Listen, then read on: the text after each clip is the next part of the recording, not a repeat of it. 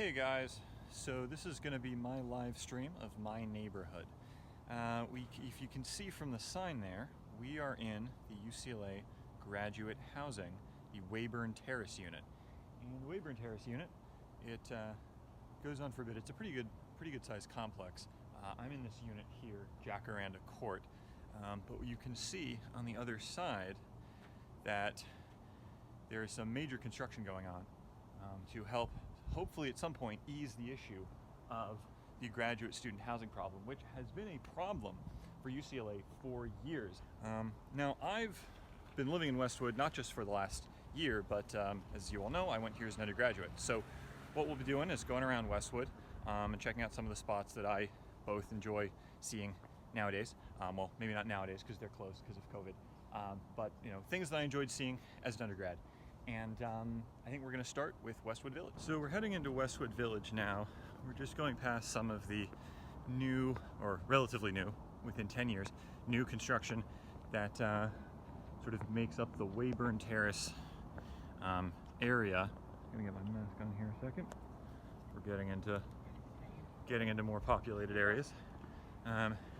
This new construction went up, I think about 10 years ago, and it's sort of, it's basically a series of common areas and administrative units and part of sort of the graduate student housing. So the thing about Westwood that's interesting is not really many people lived here about 100 years ago, which I guess doesn't come as a surprise, right? If we think about the greater LA area and how relatively unpopulated this place was at the start of the 20th century. But Westwood was in fact basically like a planned town. In sort of 1919, 1920, you just had a couple ranches, but the village itself was actually set up and planned by a number of architects who were in the employment of a gentleman, I'm trying to remember his name, I'll post it later in the video.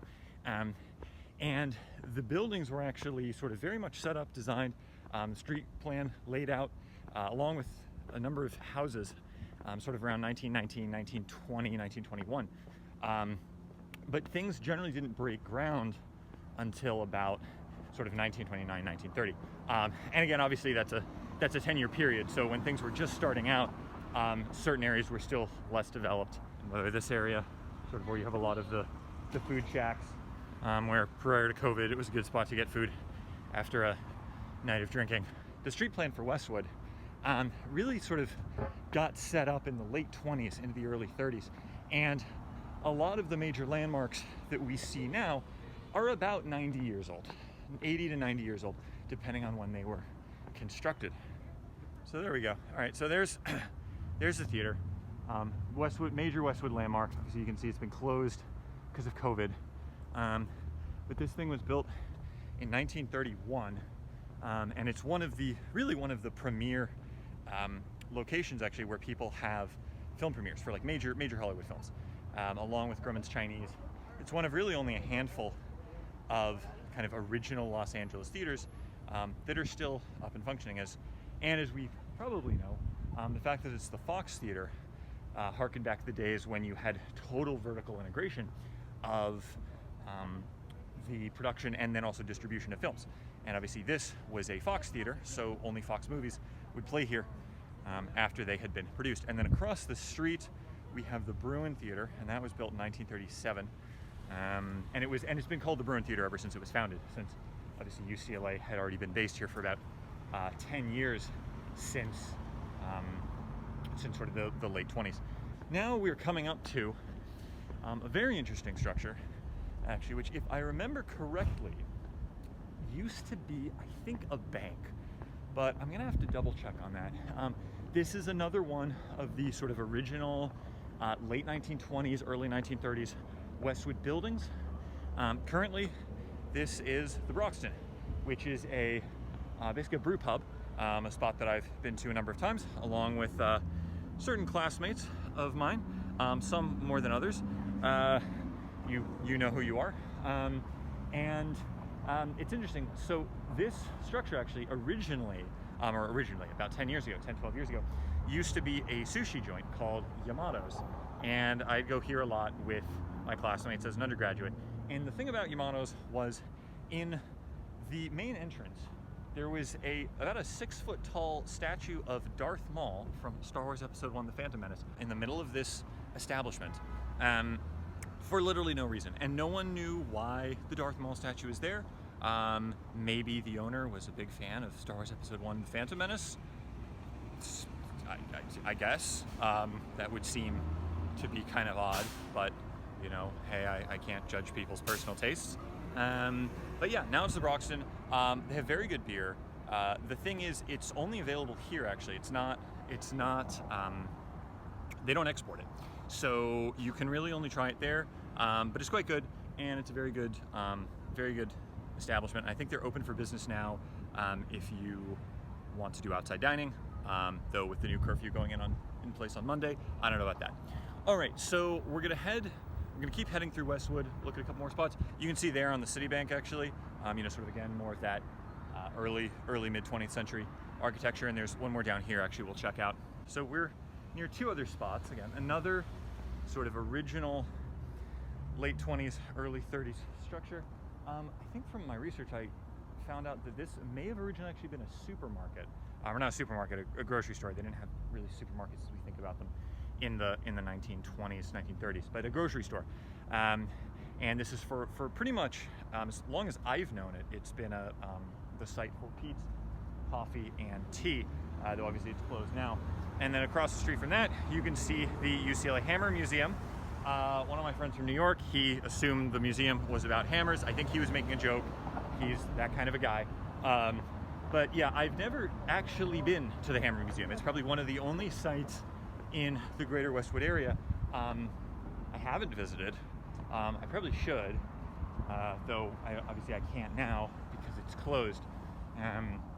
But it's sort of another major Westwood site, and we're now approaching Wilshire Boulevard, which is sort of, I traditionally saw as kind of the southernmost point of Westwood, but in fact the southernmost point of Westwood is really Santa Monica Boulevard, not Wilshire, since there's another whole section down there that we'll see for a little bit.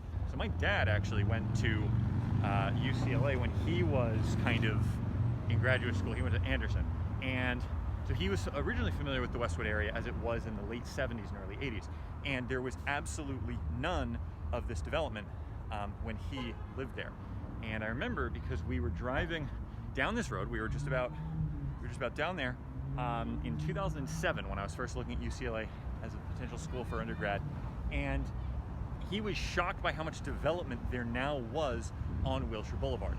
So clearly this area, as of even 35 years ago, was not nearly built up with as many high-rises as it has now, many of which obviously are very, very, very expensive luxury condos, especially the ones that are down there. I'm not going to walk all the way down there because it does go on for a mile or more, but nonetheless, it is a pretty well built up area of the city, and the high rises, I think, give it a slightly different feel to much of the rest of Westwood and even Los Angeles in general. It sort of reminds me a little bit of New York in some ways, where I grew up.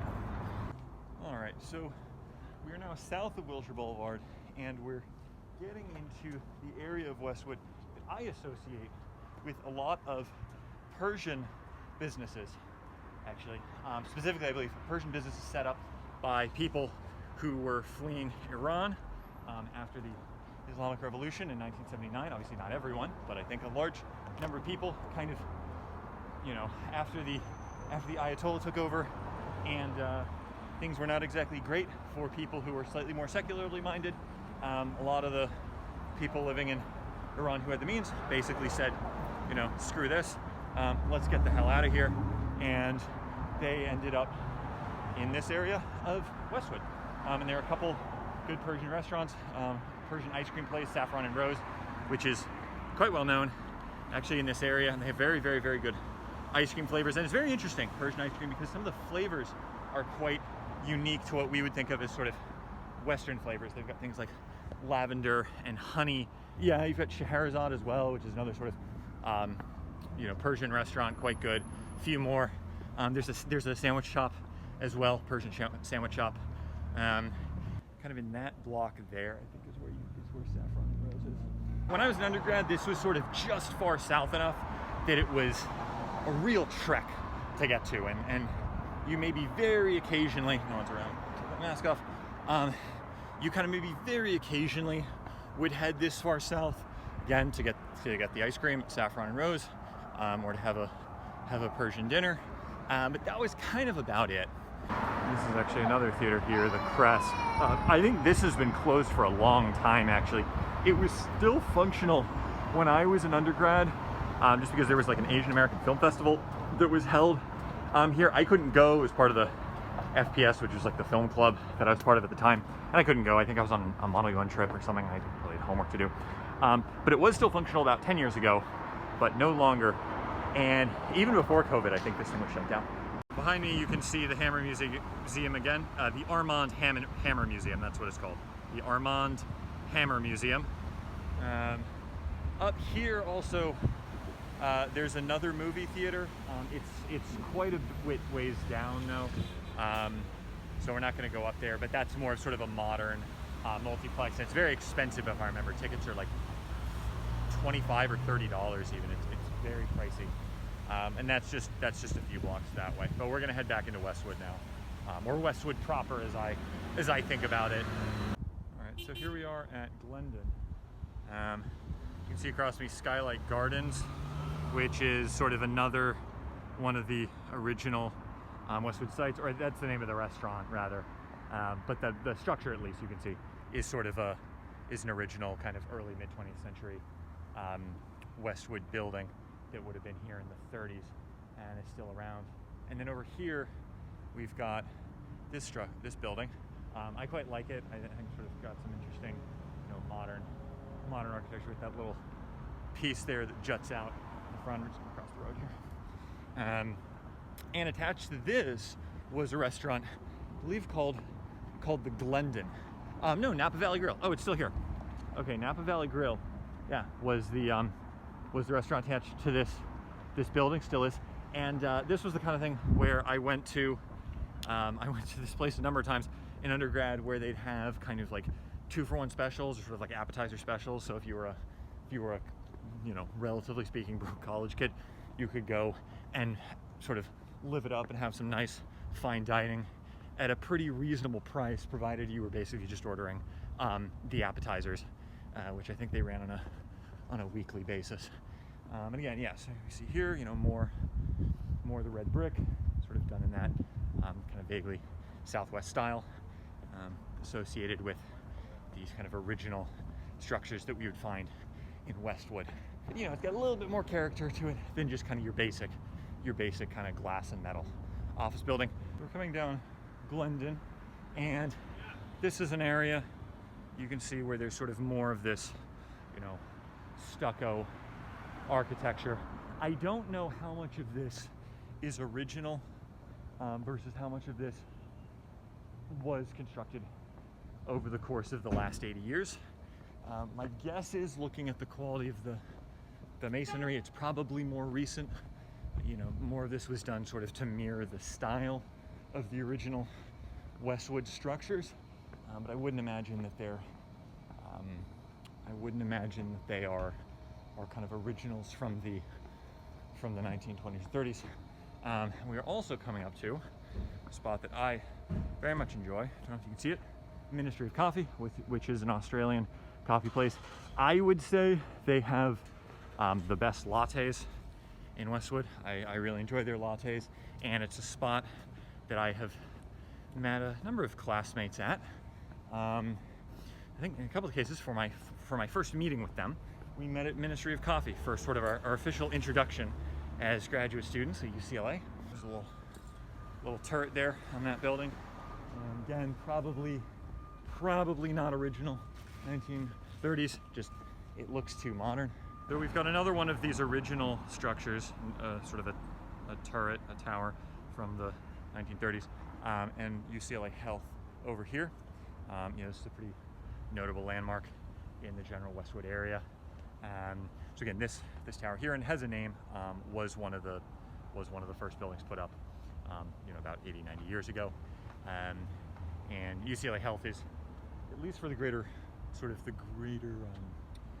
Westwood Village area, is one of the tallest structures in the neighborhood, along with 1100 Glendon.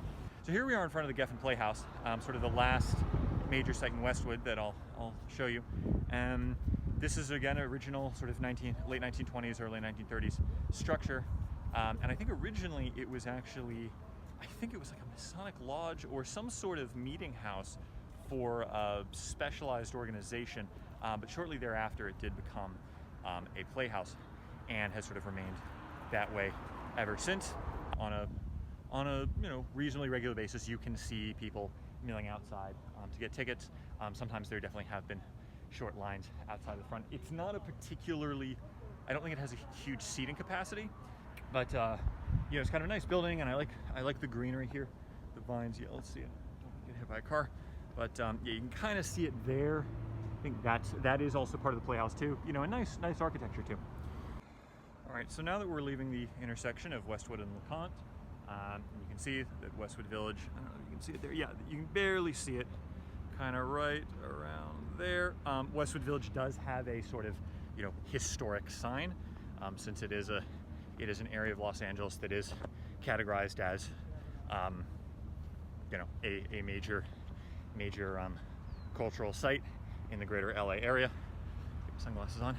So now we are officially on sort of UCLA property. This is UCLA Medical Center that we're walking by. You can see back there, the intersection. And UCLA Medical Center, as we all know, is a pretty top tier institution. And actually, if the President of the United States is west of the Mississippi and is in critical need of medical attention, the President is taken to this site, sort of the greater Ronald Reagan medical facilities, right? And if the President, I believe, is east of the Mississippi, then they are taken to, I believe it's UPenn. Yeah, there we go. Ronald Reagan UCLA Medical Center. We can see interestingly, although UCLA was founded in 1919, it was actually originally based at a different location, a different site on, I think, Vermont Avenue. And it wasn't actually until the mid to late 1920s that UCLA actually ended up getting based here in Westwood. And then I think, I can't remember the dates exactly, but basically the site was really planned out in the mid-20s. Ground was broken, I think, in 1927. And then the school actually started their classes in, I think, 1929. So it's sort of interesting to think about that not only was Westwood really getting built up out of nothing in the 1920s, so was UCLA at this site. So really the difference in construction and the difference in sort of human habitation, if you had been here in 1918 versus 1933, would have been very significant. And that, around the First World War, this was still basically just farmland, or ranch land. Really, it's pretty dry. You can't grow crops here, I think, very well. But pastures for animals. And then by 1933, you would have noticed really the beginnings of what we would see as, okay, an actual area of Los Angeles with, real stores, real shops, and so that change would have happened very, very dramatically over about 15 years, which, kind of mirrors in a lot of ways the changes that were happening in Los Angeles in general during really the mid 20th century, right? That sort of before the arrival of the film industry in, kind of the 1920s. There was not a lot going on in the greater LA basin. Very, very, very low population levels. But really by the 1930s, 1940s, that had completely changed, and Los Angeles was now, well on its way to becoming what we think of it today as being a major global city, and certainly the home of global entertainment, or at least Western entertainment. Okay, so this is a new construction that was put up after I was an undergrad.